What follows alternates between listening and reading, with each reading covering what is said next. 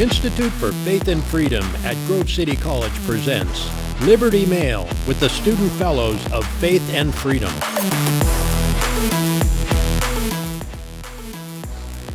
Welcome back to Liberty Mail. This is Libby Krieger. And Aaron Jenks. And we are here with the top conservative wins of the week in the underground studio here at Grove City College. Thank you so much for tuning in. Make sure you share the podcast on Spotify, Apple Music, and YouTube, wherever you get your podcast. So Aaron, do you just want to kick us off with win number one today? Yeah, win number one comes from this past Sunday, and thousands were marching in D.C. Not a lot of coverage on it. Not at all. Nothing new. But thousands marched in D.C. against restrictions, mainly the vaccine mandate card, so having a passport that shows that you're vaccinated going into restaurants, hotels, gyms, basically any business. Anywhere. Yeah, you want to go to the local grocery store, Target, got to show your little passport to get in. And so there legitimately was thousands of people. No one has come out with specific numbers. The website that organized the protest, their name is, Defeat the Mandates, an American Homecoming. But nice. they said they had about 20,000 people registered. I'd be surprised if they even got to 10,000, just from like photos and everything. But they're chanting, we make a choice to take a risk. And they did a lot of interviews. I know Fox News got in there, and the Daily Caller got in there, got a bunch of interviews. It's pretty overwhelmingly good for either just liberty freedom, religious liberties for any reason some people were stating, but then just going against this idea of a passport and the necessity to show that you are vaccinated going to places in public. Yeah, it's horrible because these vaccine mandates make it essentially impossible to live. Like, as a human being, the things that you need by going to the grocery store, especially, like, that's probably the biggest one that you actually need, you have to have a vaccine passport to do that. So I think it's obviously, like, it's a horrible thing to have that, and obviously our opinions are pretty clear on that. But great for these people to come out and stand up for that. And obviously, like you said, there's never a ton of coverage just because that's how the media is slanted against that sort of coverage. They don't want you to think that other people agree with you in this way. But yeah, very encouraging to see so many people coming out for that. Yeah, I really liked this firefighter was interviewed, and he told the interviewer that I'm happy to serve and more than willing to do things that some people might consider dangerous. And so we let these firefighters, in this case, put their lives on the line to do a public service to us. And then on the flip side, if we can't be consistent about almost like everything across that board, it makes you want to just take a step back. Yeah. Not that necessarily, like, if you can't be consistent, then it's automatically wrong. There will be exceptions, but if there is an inconsistency like this, I think just rationally take a step back, look at it in an overview, and we're like, okay, maybe we should not shove this down people's throats. People should have their individual choice to make this decision, and then that's where we go from there. Yeah, and something that I think is so interesting of how all these factors work together with firefighters and police especially is in a time where we have crime kind of surging, and it's already hard to recruit first responders right now. I don't understand why we are de-incentivizing joining the workforce by having such a mandate. Obviously, not everyone is going to be pushed away by that, but I think when you're already having a hard time recruiting people, you don't want to add another layer for recruiting first responders. Yeah, I think it just comes down to what they're valuing more, whoever's in charge, and it's not having those services, like an ample amount of them. And right now it's okay. It's a mindset of, okay, we still have this deadly virus, even though we've seen the variants decreasing in either hospitalization, but it's a mindset of, okay, we need to value this over anything right now. Yeah. And it's been that for 3 years. So this is the question where we're like, when is this going to go away? Can we return to normalcy? And then should we? Yeah. And as conservatives, most of us will point out a bunch of reasons and details and say, this is why we should return. But it seems like we've just been getting kind of like a cold shoulder whenever we want to have this conversation in the public square. Do you think thousands coming out in D.C. will actually do anything? I think it's helpful. I think it does something if they are residents in the local area, even if they came from Virginia. It's helpful.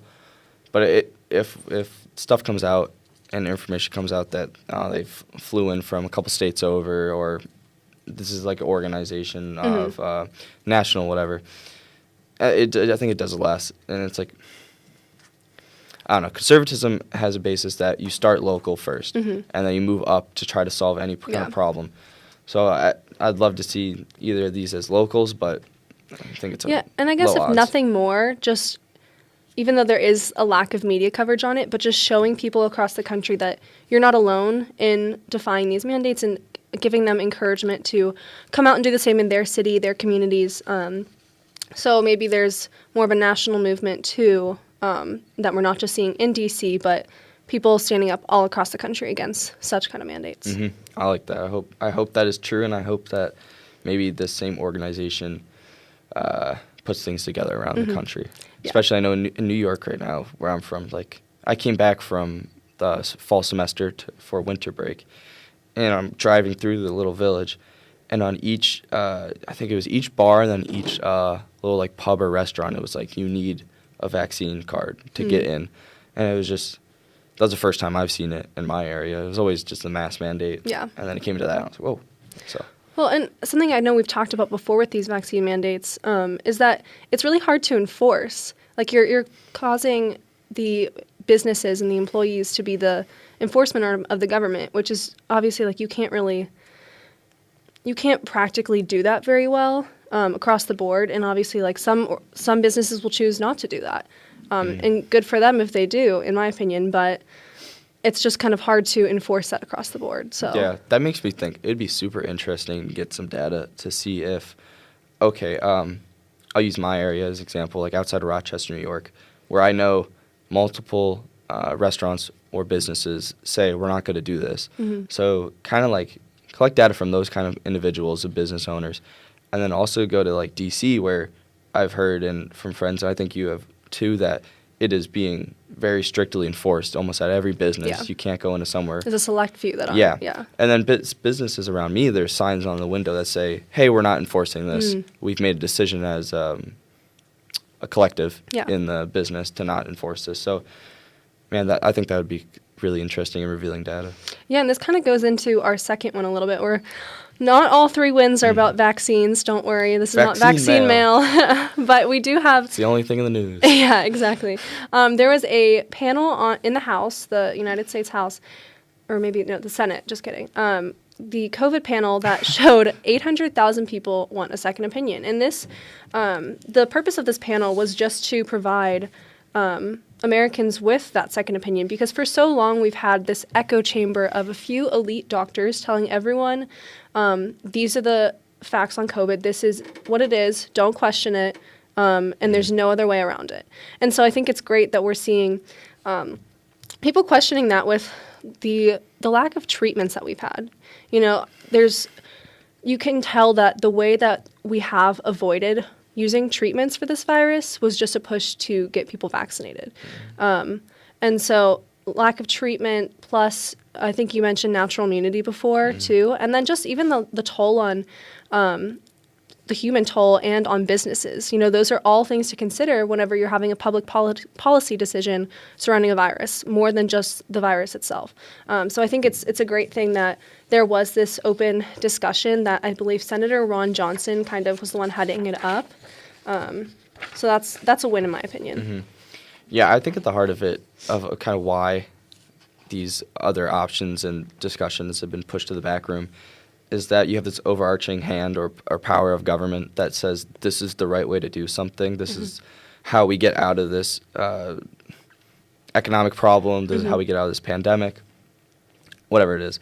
And so this overarching hand and power doesn't like to be told that they're wrong, doesn't like to take back that power and kind of maybe even lower that power to allow others. What's the quote? Like, power given is seldom given back, something of that sort. But so, yeah, human nature. Exactly. And so to see, I was reading, it's a 5-hour discussion where they allowed, I think, just senators, like doctors, and then other people kind of like pushing forward for different treatments. And to see that is very appealing for me, just as an American. Yeah, and it was bipartisan too, which is great. Exactly. And I know Dr. Peter McCullough, he was on the panel as well. And I don't know if you watched the episode of Joe Rogan's podcast, but that was one of the podcasts with Peter McCullough that kind of went extremely viral. I saw it everywhere on Twitter. They were like, this is one of the most important podcasts you should be watching. Is that the ivermectin? It might have been ivermectin. Okay. I listened to some of it, didn't watch the whole thing, but yeah, I mean, and so with treatments like hydroxychloroquine, I know it was really, people were against it because President Trump was for it. And that just shows you that that was not the correct way to go about treatments. Obviously, like if it shouldn't become so political. And I understand we live in a like people are just by nature going to be political, but I want to say it was Maggie Haberman of the New York Times who even admitted to the fact that she was not, I could be wrong on this, but that she was not going to push for hydroxychloroquine because President Trump was for it. I would not be surprised. I know that in a number of cases, talking to whoever, and they push back on this because they're like, "Oh, you're not a doctor. Why would I want to listen to this?" Like, obviously, we all do our research. We're not claiming to be doctors. We'll kind of like trust certain sources and then talk about that. But I know specifically in every case in hospitals, like vitamin D was very insufficient. And so I know like Rogan and others were saying like just be up on your vitamin D, be up on your vitamin C, and like the time frame of you fighting this virus will shorten. And in my personal experience, and I know in family members' experiences, we like pushed on that, and we kind of just were like, okay, this is up to us. We can do this on our end, and it worked. Like, yeah, I think there wasn't like a causal relationship, but it showed people with like higher levels of zinc and vitamin D, I believe, had better recovery times or something of that sort. They just did better with the virus.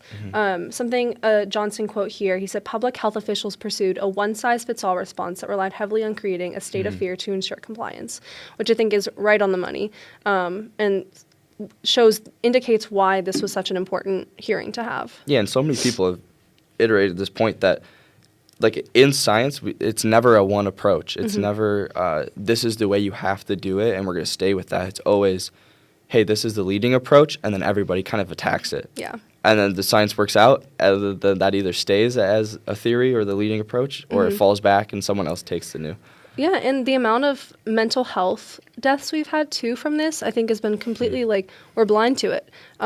Like, anxiety and depression has shot through the roof because of this pandemic, and it should be something that we're also considering in our public policy response, but that has been, we've turned a blind eye to that, too. So I think it's time that we're finally, not considering everything that Dr. Fauci and the other bureaucrats who've been in government for so long are saying is, like, the holy grail. Especially when there's this feeling from whatever percentage of the public that feels that whether it's Pfizer, Moderna, or Johnson & Johnson, or even the government, have kind of betrayed them in these past 3 years. And somehow, whatever the way they feel betrayed, whether it's financial gains on the other side, which is kind of like in a corrupt way, or they just feel lied to by officials. And so to have a panel, good for, who was it? Ron Johnson. Ron Johnson, to kind of get this going. And we approve this at Liberty Mail. Yes, win of the week. So I guess we're done with vaccine mail for now. We'll move on to our win number 3, which is in the Sunshine State, Florida. Florida House Committee passed a bill to return power back to parents in schools by choosing what their kids are taught regarding this progressive gender ideology. So that means primary age children are not to be taught about LGBTQ issues in schools, which I think is a win because from a young age, if you're being taught that, you get to pick your pronouns and stuff like that, that's it's antithetical to truth, number one, and it's just going to stain how these children understand gender, sex, and like everything in that regard. Yeah, and let's be very clear about this. It's primary school, so it's K to 3rd grade. They put a bill towards not having your 5-year-old to 6, 7, 8, 9-year-old or 8-year-old not learning about whether it's not even like, okay, when they get into the next level, they might learn about gay rights struggle. And so that would be maybe taught about. But this bill is not restricting on that in any way. It's saying we don't want you to stand up there and be like to a 6-year-old that, yes, you can feel that you want to see that girl over there. You can switch your sex, gender, whatever the correct terminology is, if you feel like it. And as parents are like worried that people are putting these thoughts into kids' ideas or kids' minds and then making the kid want to do it. Yeah, so it's not like naturally coming from the kid. No, and I think it shows how the left they switch the burden of proof so well to their advantage, because what would be normal is they have to prove that young kids should be taught this, and they have to prove that this is not detrimental to their mental health and just in general, this is not, or this is a good thing for society. But instead, they change the burden of proof, put it on us to say, this is why it shouldn't be. So it makes us in the position of defense rather than them in the offense. And that's what they tend to do with these issues, and it makes it a lot harder for conservatives to fight back once we're kind of in the defense. So I mean, the left does that really well, and we should start doing that more. But they are switching the burden of proof on us, and this is a good step for Florida to be taking. I think a good step is then how about we switch it to this? Drop the conversation, because we're not going to agree on, okay, this is good, this is bad.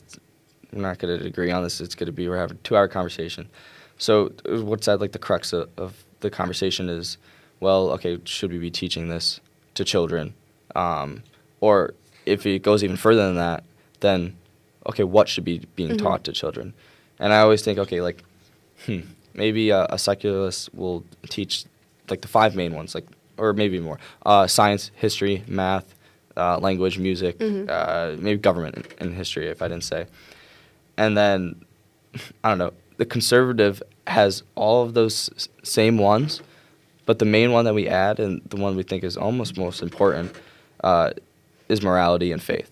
And faith informs morality, but in the school district, we don't expect faith to be being taught. We expect morality, though, and ethics to be taught, which in my own experience, I had that. Did you have that growing up in your public school? Having, like, morality Yeah, taught? like kind of morality or an ethics code taught in your school in one way or form. Yes and no. I mean, we had this one class that was pretty secularist in our history class that kind of taught more a humanist morality. But, like, did your school have, like, a code of conduct or like a brotherhood, sisterhood week, or we stand for these values? I think broadly, maybe we did. We didn't have, like, a brotherhood, sisterhood week, but, I mean, there were things you couldn't do, obviously, that, like, go along with basic morals. So, sorry, but I just was, like, getting interested in it. But the morality point is the most important to the conservative, and then even if not most important, but it's the most contradicting to every other kind of view upon what should be being taught in the education system, I think. Yeah, but I guess one thing that I would note is we always consider that the secular perspective is just without, like, our religion, but it's not. It is not void of religion. It's just a different religion. So either way, you're going to be having religious beliefs, because at the end of the day, it's just a worldview. And so you're either going to be teaching a humanist worldview or a Christian worldview, and you kind of have to pick. And so that's why, I don't know, it's hard to consider it like, okay, well, we don't want to put our religion in schools. And I know that's like a different conversation, but what we always neglect is noting that this is a religion in itself too. Like, all this gender ideology is a humanist, progressive worldview religion. It's almost like we need a Geneva conference. I don't know, like a large conference in any city in the United States, and have maybe it lasts like 2-3 weeks, however long it needs, and set down, okay, what do we think is like qualifying subjects, qualifying material that can be taught to students, that doesn't bring in politics, doesn't bring in religion, I guess. Like, if we wanted to really strip I just feel like you can't education do that, of those though. things. Like, how do you, like, it's just a comprehensive worldview. How do you teach history without politics? Or, like, how do you teach, I don't know, everything is just so connected, and that's why it matters so much what the worldview is being taught, because everything stems from that. I mean, at least in my opinion, like it's all connected, and you can't separate. That's why you can't separate faith and freedom, because like they work together. Worldview and your understanding of the world work together. Well, specifically in education, I think like curriculum based, you can strip it. Like math and science. Yes. Okay, maybe not And then science. and then you have individuals, you have teachers that fill roles of these kind of moral standings or ethics standings. And in my experience, like if I had role models, I've had coaches that I look up to and that kind of like inform me. But then at the end of the day, it always comes down to, okay, who's at home? Because you're going to go to school for, 6 to 8 hours, and then the rest of the day you're going to be informed by your parents. And like that's how you're going to be raised, taught, what you're going to believe in. Though a lot of people rebel. But, I mean, not essentially. But these children and us previously have been informed constantly, majority at home. So that it starts in the home with the family. Yeah. I think this is why the bill's name is Parental Rights in Education Bill, because they're really trying to put their hand down and kind of get a power grasp over the education system. And I think another thing that this whole bill kind of shows is the interaction between culture and politics. And I believe it was Andrew Breitbart who said, politics is downstream of culture, but also culture is downstream of politics. The two work together because you can see that this bill, if it wasn't passing and schools were teaching about gender ideology, how that would impact the next generation of school kids and them believing this radical gender ideology to be the one truth. You can see how that would impact the culture, but how also the culture that is taking up this issue as something important is impacting the politics of having this bill come to pass in the first place. So I think we have to consider how both impact each other, and I just think it's a really interesting interaction. Yeah, I agree. It's hard for me to look at certain issues now and be like, okay, we have to be against it, or like we have to be against this, we have to push against this. And I hear like a speaker say like it's because it's radical. And just because I've had people look at me and be like, your Christian faith is radical. So at the end of the day, it's like, for me at least, okay, I won't call your religion at the end of the day because it's just their worldview.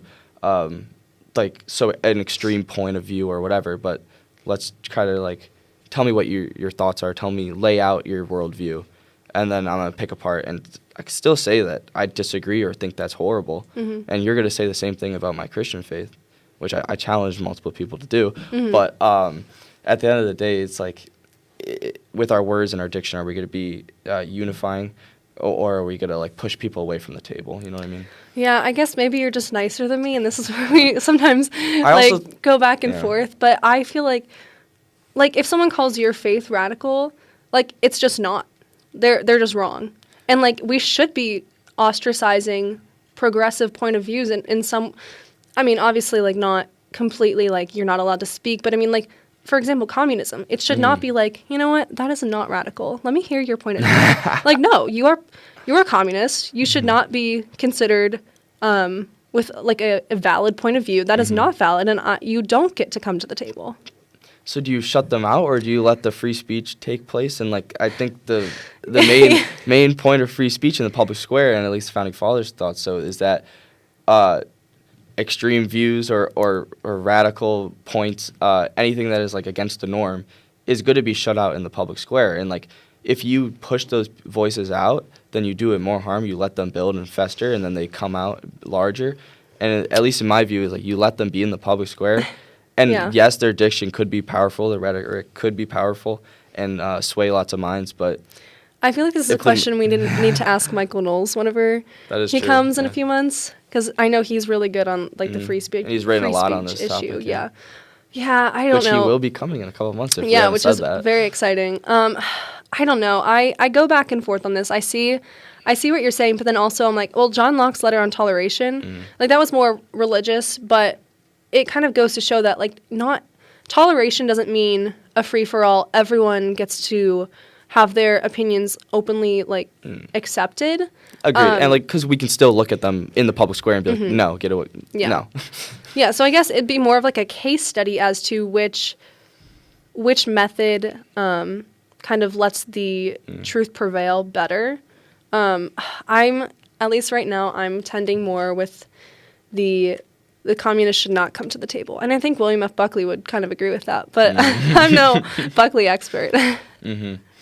Yeah. No, I think if an hour-long conversation, I think we always agree on so much. Yeah. But it's like the small things, but that's fun. Little molehills. Yeah. It's like, maybe not. Yeah, and in the comments, let us know, too, which side you fall on, because we'd love to hear some viewer feedback, too. Absolutely. Yeah, and would you want to let them in on our secret coming up, or no? What's the... Maybe on the next We'll next let you in on the secret soon next enough. episode. Yeah, we'll keep you hanging, cliffhanger. But thanks for tuning in to this week's episode. We appreciate your views, but as Libby said, please leave a comment. We would love to interact with y'all.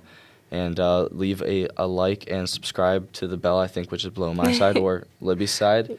And I think it's your side, yeah. Right here. Right there. And this is Liberty Mail. Thank you, y'all. See ya.